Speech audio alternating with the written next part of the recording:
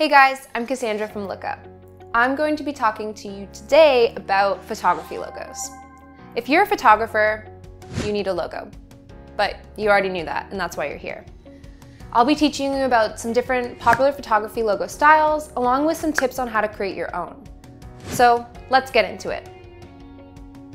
As a photographer, you're selling yourself as your business, so it's really important for you to make a logo that you love. Common places that you'll be using your logo are either online or offline, like social media, your website, portfolios, email signatures, business cards, and more. So let's take a look at some different photography logo styles to give you inspiration when you're creating your own. Number 1, the cursive, handwritten, almost signature style photography logo. This style, when used as a watermark, can almost resemble a signature, kind of like how artists write their initials or name on their work. Since photographers are artists, this totally makes sense. Just be careful when choosing fonts, as you need it to be bold enough to stand out.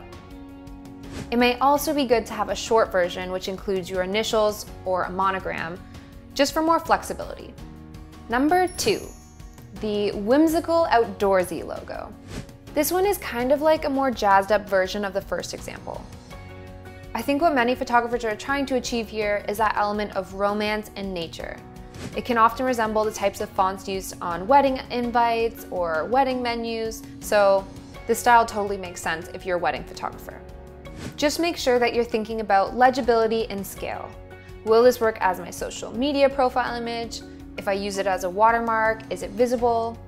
These are all different types of questions that you should be asking yourself as you're designing your logo. Number 3, the camera symbol logo.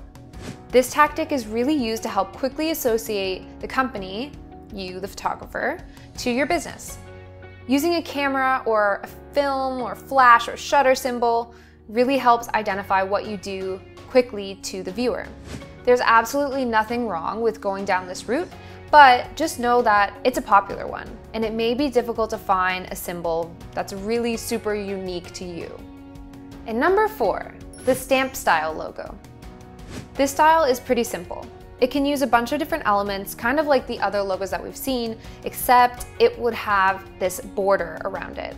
It can be circular, oval, or more stylized, but overall, it really has this kind of cool stamp effect that looks great on social media, your business cards, and of course, as a watermark. In a high competition service like photography, you need to find ways to make your business stand out. Whether that's with your logo or with the services you sell, it's important to really differentiate yourself from other photographers. So here are a few tips to leave you with. Think about where you'll be using your logo the most and tailor your design towards that. Make sure to have both white and black versions of your logo. Ensure that your logo scales well, from a watermark on the bottom corner of an image to your social media profiles.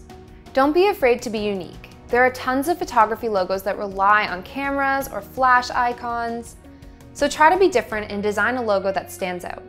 And that's it. Hopefully you found this video helpful.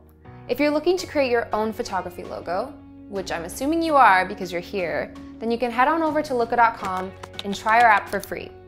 Thanks for watching, and if you liked this video, let me know in the comments and subscribe to our channel because we're going to be creating a lot more videos like this one. And that's it. Thanks, guys.